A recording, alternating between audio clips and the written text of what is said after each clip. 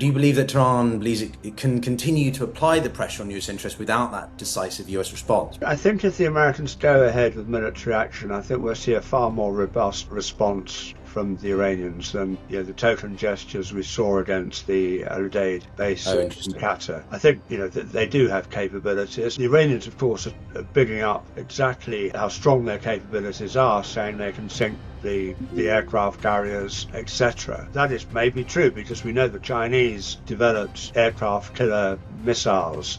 When I was covering the Iran-Iraq war those years ago, the Iranians managed to do an enormous amount of disruption just by having Revolutionary Guards running around in rubber dinghies firing RPGs. So, if they've got missiles and they've got all kinds of other assets, cyber or whatever, then they could cause a lot of mischief. This is The Global Gambit. How's it going, everyone? Welcome back to the Global Gambit. Today, my guest is Con Coughlin, who is the Defence and Foreign Affairs Editor at the Daily Telegraph. Now, we've covered a lot of events from Ukraine to Iran to Venezuela to, well, Sudan as well.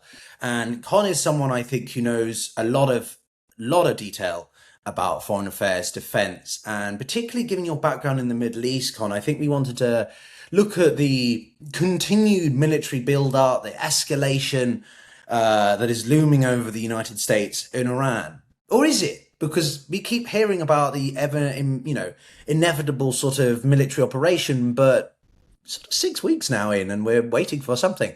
So, very interested to have you on and hear your thoughts, Con. I guess my first question really is simply, what is going on? Are we seeing a build-up for an operation, or is it all just sort of tactical intimidation?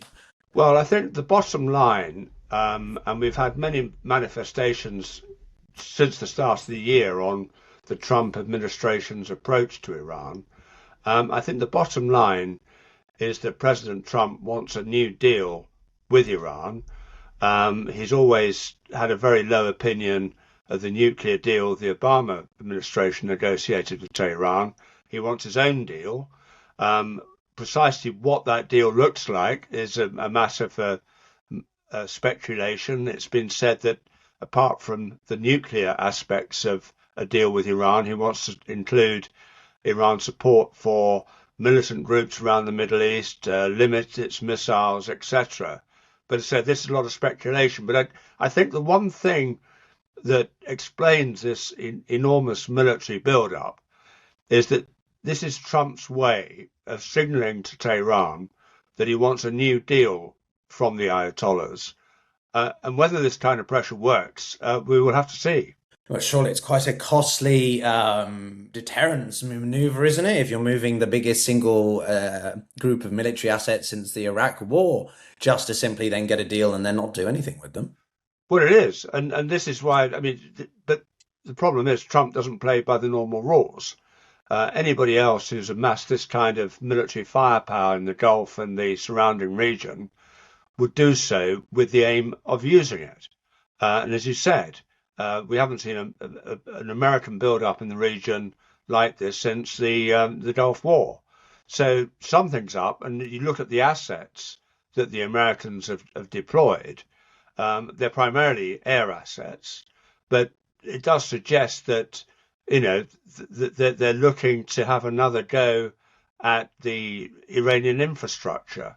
Having said that, the Iranians, who are very smart and have been playing this game for coming on 50 years, are giving Trump sufficient indications of a willingness to negotiate and do a deal that it's sort of keeping everybody guessing. So, as I said, it is very difficult to read, but as you rightly say, if you deploy this level of military strength to the region, you do expect something military to happen.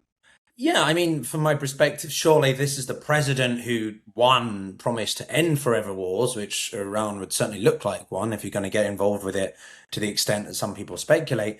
But also, he wants to cut costs. And yet, how much is this costing the American taxpayer already? I think one of the challenges that military signaling between deterrence and preparation can often look very similar. So do you have any idea of what we might actually be looking, in what might be coming? In terms of the military action, Yeah. Well, I mean, I think if there were to be military action, I think you just go back to what the Americans did last summer when they took out some of Iran's nuclear installations, but it would be expanded. And there's been a lot of speculation. Again, it is speculation that they will target key members of the regime, including the Supreme Leader's son, key members of the Revolutionary Guard. That's what the Israelis did. Of course, we haven't mentioned Israel yet, but the Israelis would want to be involved, I think, if there's going to be some kind of military operation aimed at achieving regime change in Tehran. But as we've seen from other conflicts, notably Libya, it's very difficult to achieve the aims of regime change from 30,000 feet. Normally, you achieve this with ground forces, and that's the one thing you mentioned earlier, that Trump has made a lot of ending America's forever wars. Well, when you look at the military package now assembled in the Gulf, there aren't that many ground forces, and I think the idea of any ground forces being deployed in Iran is, from the American point of view, is very limited. So, you can see where they're going. The big question is if they're going to act, and I think a lot of people now in America, and you rightly say this costs a lot of money. Trump will say, well, we've got a military budget, this is what it's for. But a lot of people will question if this enormous military force is dismantled without a shot being fired in anger, and the deal that's forthcoming between Washington and Tehran is just a watered down version of the Obama deal, I think Trump would be facing a lot of criticism. Well, approval ratings are not exactly stellar, let's put it that way. And I certainly don't think this is going to help. But to speculate further, some people have discussed in the context of the war in Ukraine, for example, that Trump likes to employ the idea of anchoring. This notion that you start with an extremist threat, and then when it actually comes to the implementation, it's more of a compromise. Do you think that's what he's planning to do here? He's talking about all out, chaos for the Iranian Islamic Republic regime, but ultimately it's more limited warfare if he doesn't get some kind of deal he wants. Well, I think it will be limited, and I mean one of the important factors in what is going on at the moment in the Gulf is a lot of America's allies in the Gulf states, the Qataris, the Saudis, basically saying, we don't want this whole region to go up in flames. And we've seen that the Revolutionary Guard, even though their resources are limited, I mean, they do have the ability to at the very least disrupt traffic through the Strait of Hormuz. And 40 odd years ago, I was in the Strait of Hormuz during the Iran-Iraq War, when again the Iranians tried very hard to close it, and the American Navy and the British Navy and others had to escort shipping through the Strait of Hormuz to protect it. So, do we really want to go back to that? Because that's what will happen. So, I mean, these are all factors that will be weighed up, certainly by the American military. Trump himself will think, if there's not going to be a deal, then I can do some smart airstrikes, I can disrupt the regime. That might encourage the protesters to take to the streets again. But, as we've seen earlier this year and in previous waves of anti-government protests, the Iranian regime is very expert at suppressing these protests in a very brutal way. And there's nothing to suggest that the Basij and the Revolutionary Guard and all the other instruments of state, of repression, will be deployed to stop any further attempts to overthrow the regime. So it is an incredibly complex picture at the moment. Yeah, you mentioned the Iran-Iraq war, and obviously at the time Iran had been quite severely battered in that conflict. And as we've seen through major conflicts with Iran, they can either begin because of deliberate declaration, but also through things like the chains of proxies, miscalculations, and sort of that incremental retaliation. And given the pretty poor position the Islamic Republic is in, could you see something similar happening now? because they don't have much of their proxy network. It's in quite a bad situation, really, isn't it? Yeah, I mean, I think the Iran watchers, particularly in Washington, will say that the Islamic Republic is at its weakest position now than it was at the sort of its lowest ebb during the Iran-Iraq War in about 86, 87. Hmm.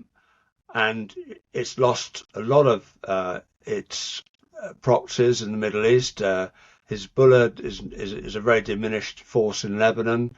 The Assad regime has gone in Damascus. That was the most important regional ally the regime had. That's gone, and the al-Shara government's made it quite clear they don't want the Iranians in Syria anymore. And then you look, what wider afield, the Yemen conflict's not gone well for them, etc. Hamas is a very diminished force. So, and then internally, the economy is basically a basket case. The real has lost so much of its value that people are really concerned about the future economic prospects. So it is a very, very beleaguered regime.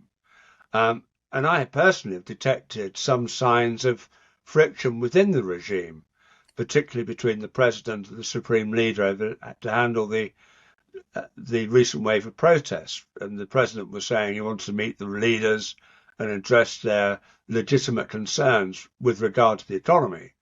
He doesn't want to address their concerns about political reform, which is a very different matter. So the regime is weak. But as I said when I was talking about Libya earlier, if Trump thinks he can effect regime change just by bombing Iran, well, that's a very tall order.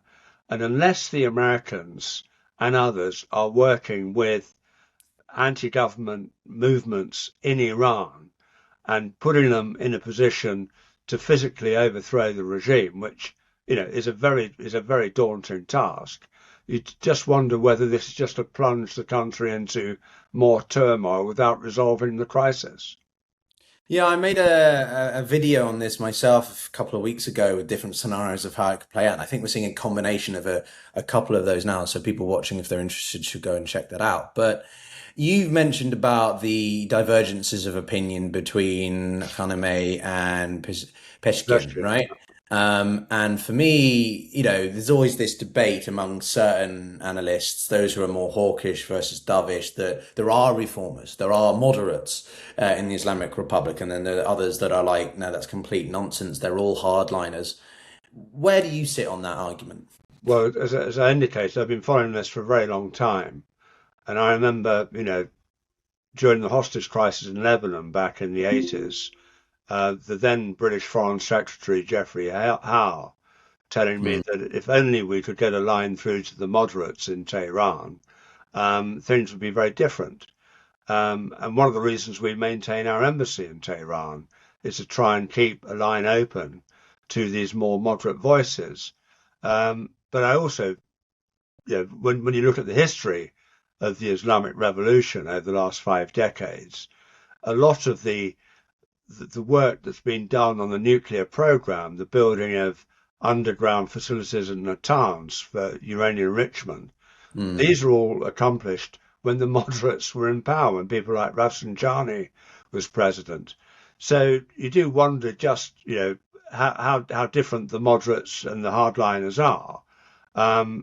Certainly, most of the moderates are fully paid up supporters of the constitutional principles of the Islamic Republic.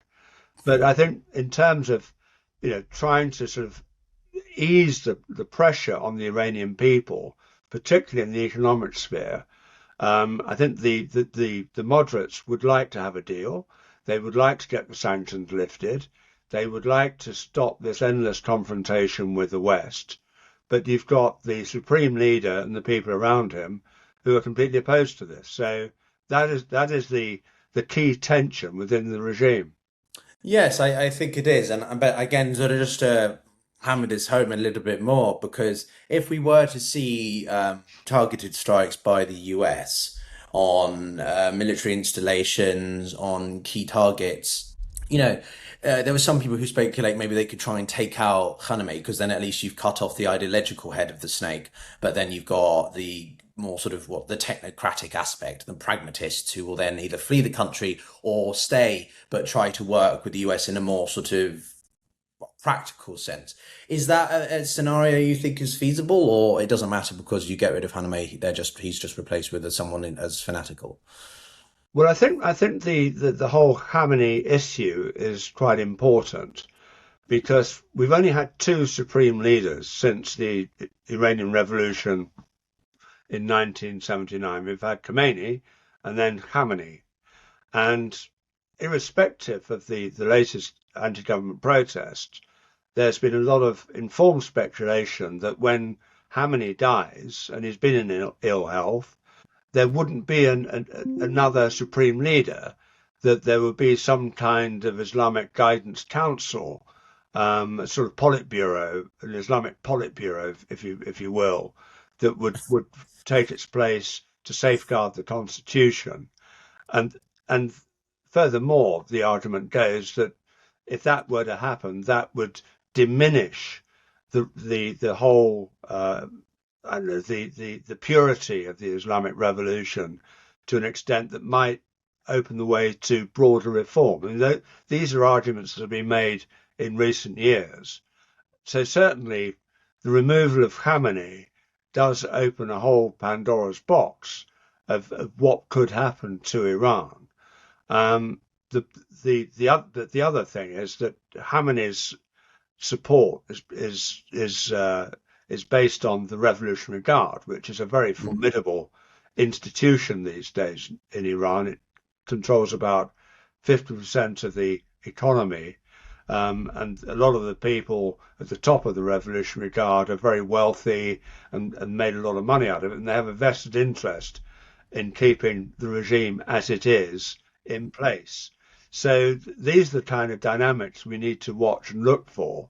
But certainly the removal of Khamenei, either through natural causes or military action, could potentially really start moving a lot of the pieces of the constitution in a way we haven't seen for 50 years.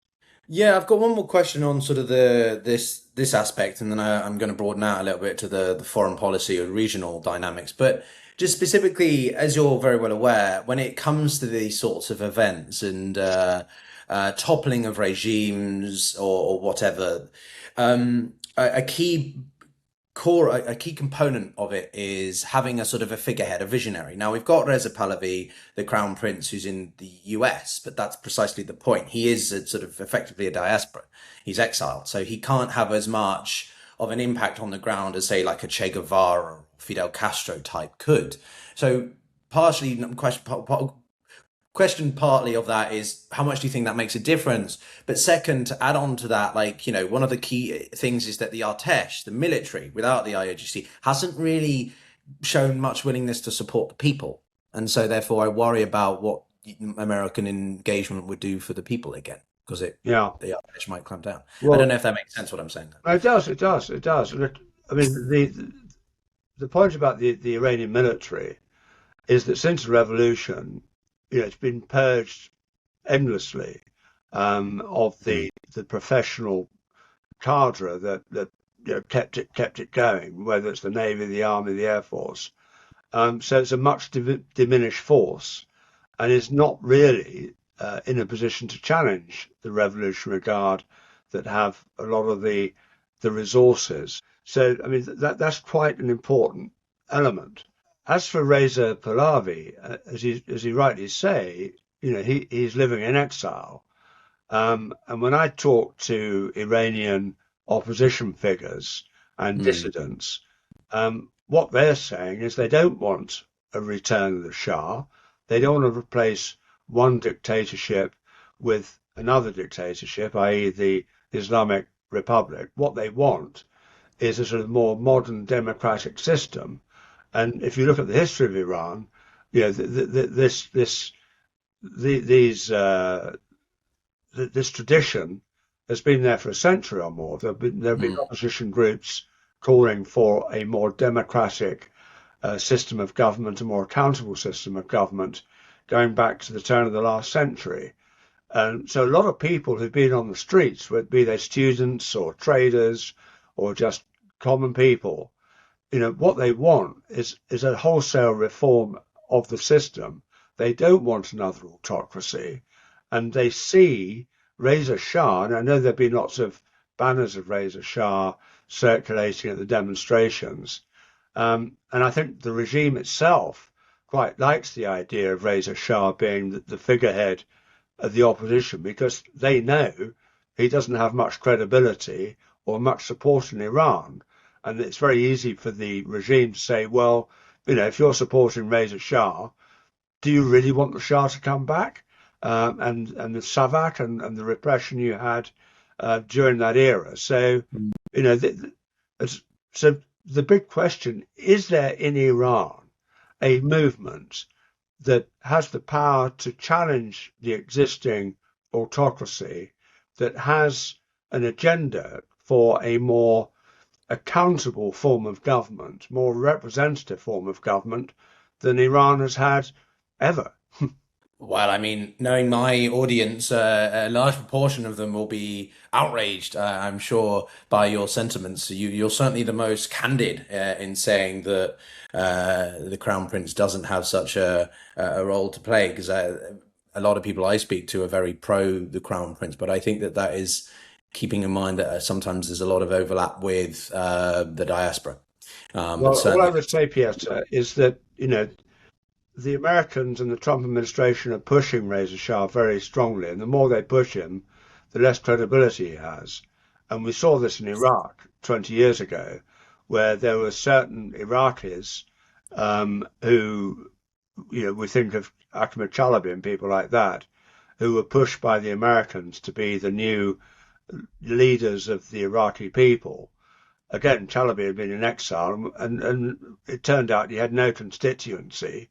Iraq just descended into chaos. So, we have to be very careful with these figures when they appear and are backed by foreign powers. The one thing, if you read the history of Iran, is the Iranian people, the ancient Persian civilization's utter dislike of foreign interference in their affairs, whether it's from Russia, from Britain, or America. no, that's fair. The historical context. I think what some people just wonder is, could he be a good transitional figure? Could he be someone who I've leads seen a that transition? mooted, yeah, yeah. But I'm just, in my day job, I'm talking to a lot of people, and what I'm just being steered away from getting too excited about Reza Shah riding into Tehran and re-establishing a pro-Western, sort of quasi-democratic government that we can do business with. No, certainly. My opinion has shifted a lot over my years of, well, studying and working in foreign policy. I'm much more about selective engagement and not forever wars or nation building, because it doesn't work. But to that point, you wrote a very interesting book recently about the importance of sort of what happens when a regime is overthrown, or, as you've put in Assad, a triumph of tyranny. You've described how Assad ultimately survived because external backers were willing to commit sort of long-term resources in the case of Russia, I'm thinking particularly strategic patience. So what do you think about that in the case of Iran here? If they are going to be wily and cunning and survive in place through effective negotiation, what do you think that means for the Russians or other people who support Iran? Well, you're quite right. I mean, the reason Assad survived the civil war was in large part due to the support he received from both Iran and Russia. And when you look at the Iranian situation today, I think the Iranians will be thinking, if we can enlist the support of Russia and China, then that will make the Americans and their allies think again. And we saw over the weekend reports that the Russians have been supporting the Iranians in terms of conducting joint naval exercises. There's a report this morning about the Russians providing the Iranians with missiles, which is ironic given that it's been the other way around in Ukraine the last 4 years. It's the the Iranians have been supplying the missiles and drones. But as we know, the Russian military production systems have changed radically in the last couple of years, and they are upping their game. So, and of course, China has basically kept what's left of the Iranian economy afloat by buying its oil, and the Chinese and the Russians both have sort of quite wide-ranging strategic partnerships, cooperation deals with Tehran. So I think, to answer your question, I think the Iranians will very much be looking to Russia and China for tangible support. They'll also be aware, going back to the invasion of Ukraine, at how many countries, and you look at the likes of South Africa and India, were very non-committal in condemning Russia's invasion of Ukraine, and that there is this sort of changing dynamic to the global balance.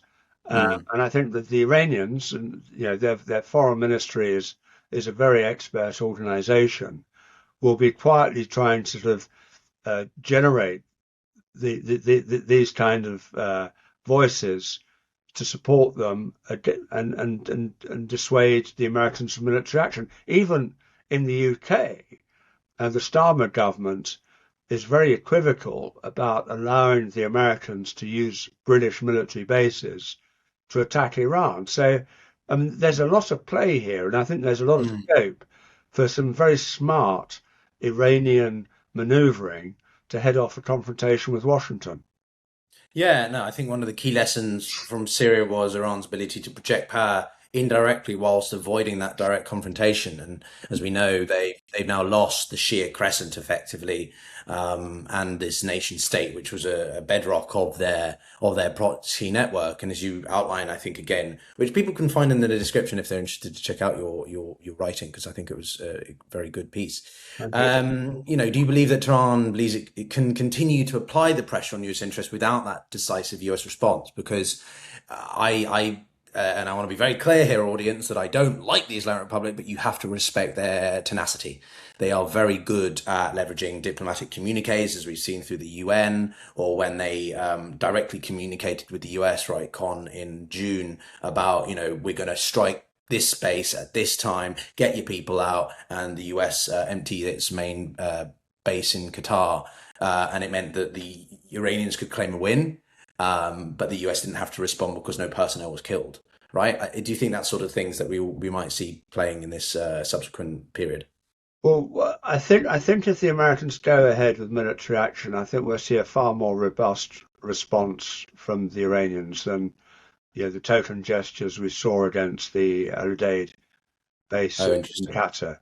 I think they do have capabilities, and I think the fact that the Americans, a significant proportion of the assets they've deployed in the region are air defenses to protect their allies in the Gulf. I mean, the Americans clearly expect a more robust response from Iran if they press ahead and attack the Iranians. The Iranians, of course, are bigging up exactly how strong their capabilities are, saying they can sink the aircraft carriers, etc. That may be true because we know the Chinese have developed aircraft killer missiles. Whether they've given them to the Iranians, I don't know. But I think, as you were saying earlier, having the Strait of Hormuz turned into a war zone would not be in the interests of the global trading community. So that's something to watch. And when I was covering the Iran-Iraq war those years ago, the Iranians managed to do an enormous amount of disruption just by having Revolutionary Guards running around in rubber dinghies firing RPGs. So, if they've got missiles and they've got all kinds of other assets, cyber or whatever, then they could cause a lot of mischief. Mischief is one way to put it, for sure. My penultimate question for you, Con, is simply that you mentioned the British sort of unwillingness to provide spaces which were instrumental in Operation Midnight Hammer, right? The bases in Cyprus were instrumental for the refueling and strategical just considerations of the Trump administration.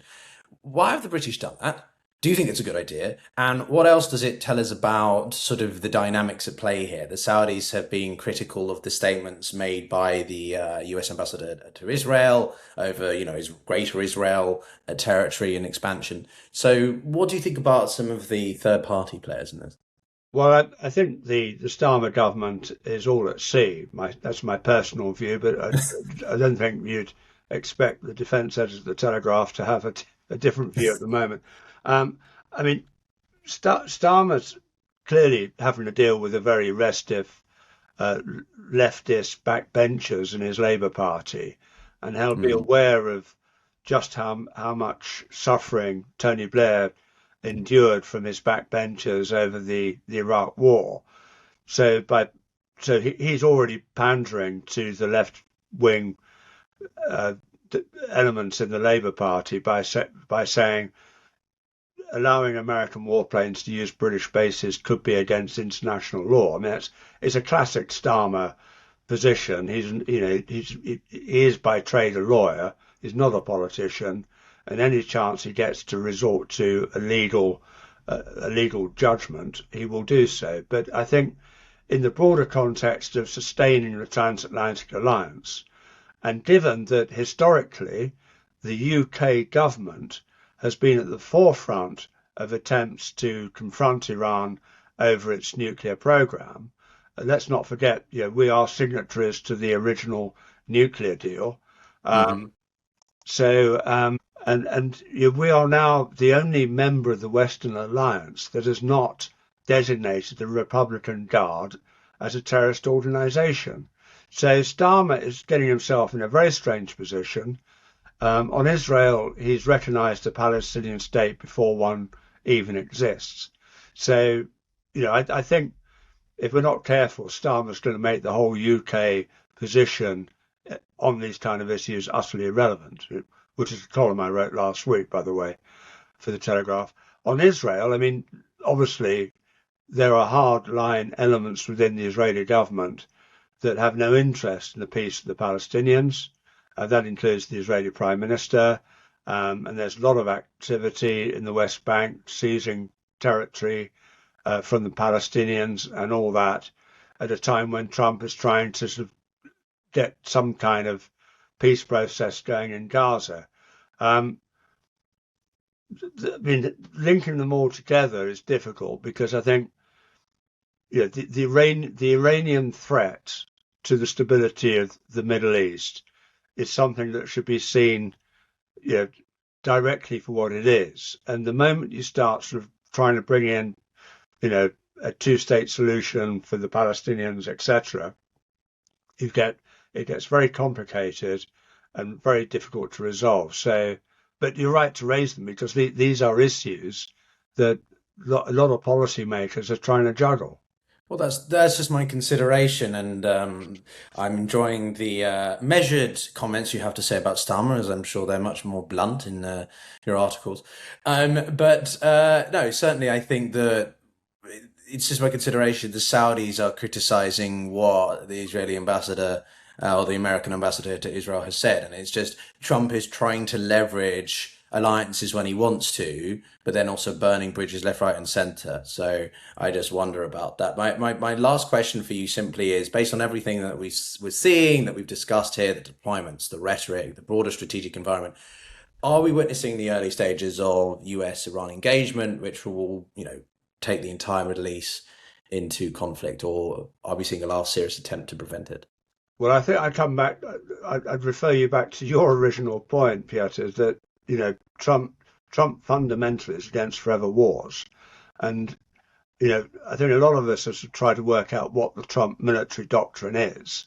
And, what is clear from the first administration and the subsequent one is he likes short, sharp military operations that achieve something and then he packs up and goes home. So whether it's assassinating the Quds commander chief, Qasem Soleimani, the operation to capture Nicolas Maduro in Venezuela. He wants short, sharp military operations without American casualties, where he can chalk up a victory, a big deal, and move on. So I think for those reasons, he will be very, very wary of undertaking any action that is going to sort of lead to an all-out war in the Middle East. He will want to try and contain this. And I suspect, and you just look at what happened over Greenland earlier this year, I suspect he will be trying to get his deal with Iran.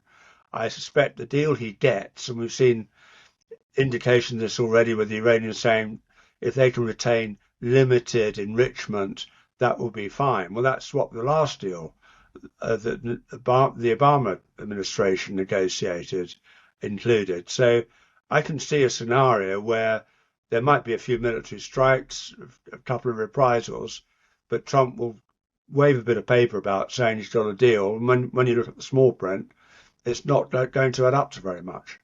So after all our conversation now for nearly 40 minutes, Con, and all this military build-up escalation in weeks, and basically it's going to be that we have a rewritten version of what we already had. No. Well, that's a definitive statement by which to end on, but Con Coughlin, it's been an absolute pleasure, defence editor at the Daily Telegraph here in the UK. Thank you very much for your time. Everyone else for watching, do check out Con's book, and of course do subscribe and like the video if you enjoyed it, and we'll see you all in the next one. Oh, and fun fact, I'll be on Sky News tomorrow morning for the 4-year anniversary of Ukraine, so there's my little plug. But anyway, see you then, everyone. Take care.